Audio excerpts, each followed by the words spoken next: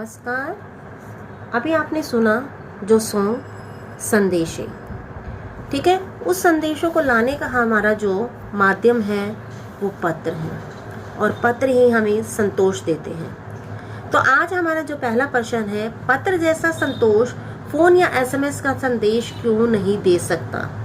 पहले मैंने आपको बताया है कि संदेश लाने का जो माध्यम है वो पत्र है और पत्र ही हमें संतोष प्रदान करते हैं। तो जो पहले क्वेश्चन का आंसर है वो भी हमने जानने की कोशिश करने की, पत्र जैसा संतोष फोन या एसएमएस क्यों नहीं दे सकते। क्योंकि आज के टाइम में फोन या एसएमएस आ जाते हैं, उनसे मैसेज आ जाते हैं, लेकिन हमें जो संतोष मिलता है वो पत्रों से मिलता है।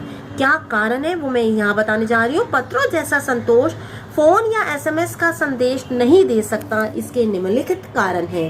नंबर 1, पत्रों का अपना एक अलग महत्व है, ठीक है। यानी कि पत्रों की अपनी एक वैल्यू है, क्योंकि इन्हें हम सहेज कर रख सकते हैं जबकि एसएमएस को नहीं, ठीक है।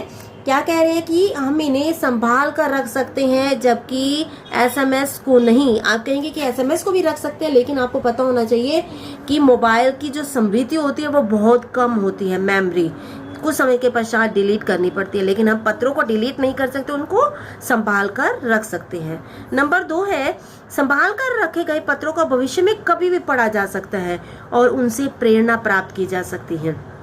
अगर आप देखें कि आज़ादी के समय में अनेक नेताओं ने अपने परिवार सदस्यों को जो पत्र लिखे थे उनसे हमें कई प्रकार से प्रेरणा मिलती है, या कवियों ने जो दूसरे कवि को लिखी उनसे हमें प्रेरणा मिलती है।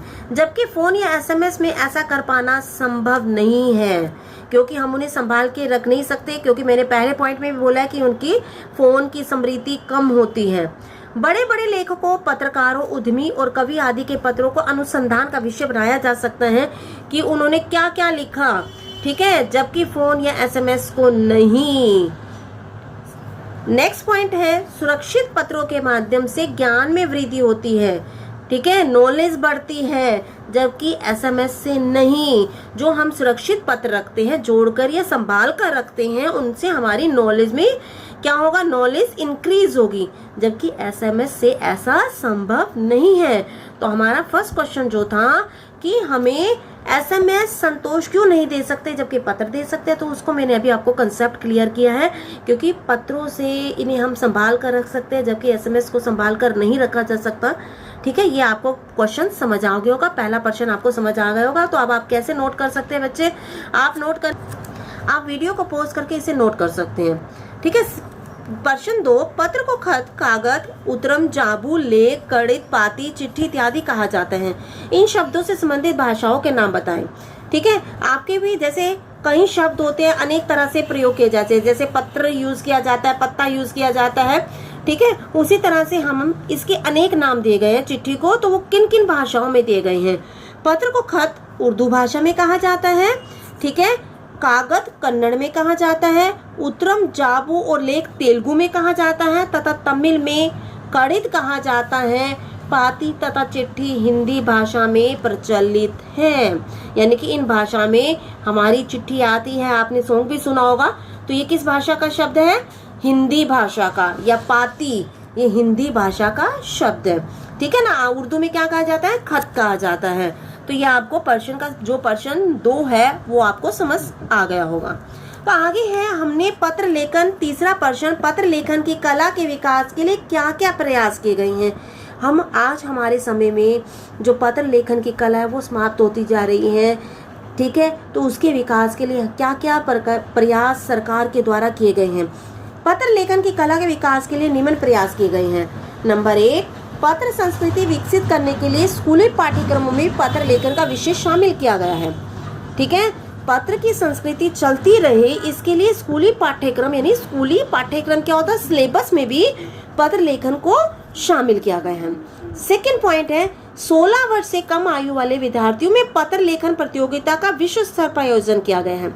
यानी कि 16 एज से जो कम एज वाले स्टूडेंट्स हैं उनमें कंपटीशन करवाया गया है कि पत्र कैसे लिखते हैं। सबका मैंने बताया गया है कि सबका पत्र लिखने का वे अलग अलग है।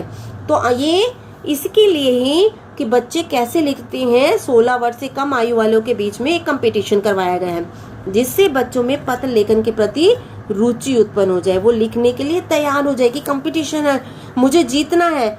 इसलिए भारत ही नहीं दुनिया के कई देशों ने ये प्रयास चलाए और विश्व डाक संघ ने भी अपनी ओर से काफी प्रयास किए। अब आपको कहा जा रहा है कि भारत ही नहीं बल्कि दुनिया हमारी, उसके कई देशों ने भी इस लेखन, पत्र लेखन कला के विकास के लिए अनेक प्रयास किए हैं कि पत्र लेखन हमारी जो कला है वो लुप्त नहीं होनी चाहिए। जैसे आपकी चित्रकला है, ठीक है ना, आपकी नाट्य कला है, ऐसी एक पत्र लेखन भी कला है। इसको चलाने के लिए, ये चलती रही, इसका विकसित होती रहे, इसके लिए हमारे अन्य देशों ने भी प्रयास किए हैं और डाक संघ ने भी अपनी ओर से काफी प्रयास किए हैं। पत्र धरोहर हो सकते हैं लेकिन एसएमएस क्यों नहीं? पत्र धरोहर, धरोहर माने आप कहा जाता है कि संपत्ति हो सकते हैं, हमें जिन्हें धरोहर होते हैं, जिन्हें संभाल कर रखा जाए, पत्र को संभाल कर रखा जा सकता है, लेकिन एसएमएस को क्यों नहीं? ये तर्क सहित अपने विचार दीजिए कि हमें बताइए ऐसा क्यों है। पत्र सदा प्रेरणा देने वाले होते हैं, ठीक है, तथा उनमें संवेदनशीलता एवं अनुभूति का भाव होते हैं। जो पत्र होते हैं वो हमें प्रेरणा देते हैं किसी न किसी चीज की, अपनेपन की प्रेरणा देते हैं, कार्य करने की प्रेरणा देते हैं, ठीक है, ये हमें प्रेरणा देते हैं कि हमारा कोई अपना है जो हमसे दूर गया है, ठीक है, अपनत्व का भाव होता है, संवेदना का भाव होता है। संवेदना कैसे रहती है कि मेरे भाई का पत्र आया है, मुझे पढ़ना है, भाव जुड़ा रहता है, ठीक है, परिवार के सदस्यों के भाव एक दूसरे से जुड़े रहते हैं, हम एक दूसरे के पत्रों का इंतजार करते हैं, ये संवेदना ही होती है। अनुभूति, अनुभव करने का भाव होता है कि वो कैसे खा रहा होगा, कैसे रह रहा होगा, उस पत्रों में जो लिखा होता है उसे हम महसूस कर सकते हैं। आते लोग इन्हें धरोहर की तरह सहेज कर रखते हैं। जैसे गांधी जी के पत्र एवं जवाहरलाल नेहरू द्वारा इंदिरा को लिखे गए पत्र आज तक सहेज कर मतलब हो गया संभाल कर रखे हुए हैं। ये पुस्तक के रूप में भी पुस्तकों की दुकानों पर, प्रत्येक सार्वजनिक पुस्तकालय में प्राप्त हो सकते हैं। जो ये पत्र हैं ये कहाँ, पुस्तकों की दुकानें जो होती हैं वहां पर, और सार्वजनिक लाइब्रेरीज यानी कि सार्वजनिक पुस्तकालय मतलब लाइब्रेरी जो सभी इस्तेमाल कर सकते हैं, वहां प्राप्त हो सकती हैं, ठीक है ना। आपको पत्र मिल जाएंगे, अगर आपने पढ़ने हैं, जवाहरलाल नेहरू द्वारा इंदिरा को लिखे गए पत्र है, उनकी कॉपीज मिल जाएंगी आपको, आप पढ़ सकते हैं। जबकि एसएमएस भले ही लिखित रूप में हो लेकिन हम उन्हें स्थायी रूप में सहेज कर नहीं रख सकते। आपको पता है कि हम पत्रों को कभी भी पढ़ सकते हैं, कई स्थानों पर जाकर, पुस्तकालय में जाकर, ठीक है, हम उन्हें पढ़ सकते हैं, लेकिन आप अपना एसएमएस जो मैसेज आया, क्या आप उसकी कॉपी करवा कर कहीं लाइब्रेरी में रखवाएंगे? नहीं, पॉसिबल ही नहीं है। तो वही कह रहे हैं कि जबकि एसएमएस भले ही लिखित रूप में हो लेकिन हम उन्हें स्थायी रूप में सहेज कर नहीं रख सकते, ठीक है, लंबे समय तक नहीं रख सकते, क्योंकि मोबाइल की स्मृति बहुत कम होती है, क्योंकि मोबाइल की मेमोरी बहुत कम होती है। आपको समझ आ गया होगा। नेक्स्ट क्वेश्चन है, क्या चिट्ठियों की जगह कभी फैक्स, ईमेल, टेलीफोन तथा मोबाइल ले सकते हैं? कि ये जो चिट्ठियां हैं इनकी जगह ये ले सकते हैं या नहीं ले सकते, इसका उत्तर देना है हमने। तो उत्तर है बेशक वर्तमान में फैक्स, ईमेल, टेलीफोन तथा मोबाइल का चलन बढ़ता जा रहा है, ठीक है। आजकल हम इन चीजों का प्रयोग करके अपने मैसेज एक दूसरे को पहुंचाते हैं। लोग सुविधा अनुसार अपने कार्यों के लिए इन साधनों का प्रयोग करने लगे हैं, लेकिन यह भी सत्य है कि पत्रों का चलन कम नहीं हो सकता। आज भी व्यापारिक व विभागीय कार्यों की प्रत्येक सूचना पत्रों द्वारा ही पहुंचाई जाती है।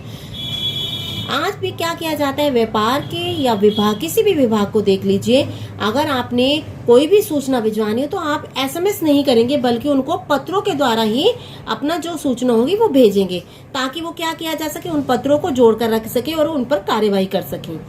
डाक विभाग के साथ साथ कोरियर कंपनियां भी चाहे काम करती रहें, लेकिन डाक विभाग का अपना महत्व है। क्या कहना चाहते हैं कि कोरियर कंपनियां भी मैसेज भिजवाती हैं, चाहे कोई काम करती रहे, लेकिन डाक विभाग का अपना महत्व है। क्योंकि देखा होगा आपने, कोरियर ने कोई, आपने अपना पार्सल भिजवाना है तो आप क्या करेंगे, कोरियर कर देंगे, लेकिन पहले कैसे भिजवाते थे, डाक विभाग द्वारा। लेकिन कई लोग आज भी अपने डाक के द्वारा अपना कोरियर में जो भी पार्सल है वो भिजवा सकते हैं। इसी कारण पत्र लाने वाले डाकियों को देवदूत कहा जाता है। क्या कह रहे हैं कि चाहे किसी भी चीज का कितना भी प्रचलन बढ़ जाए, लेकिन आपके जो डाकिया है उसे आज भी देवता का दूत यानी देवदूत कहा जाता है। जबकि अन्य संसाधनों का हमारे जीवन में स्थान होते हुए महत्वपूर्ण स्थान नहीं है।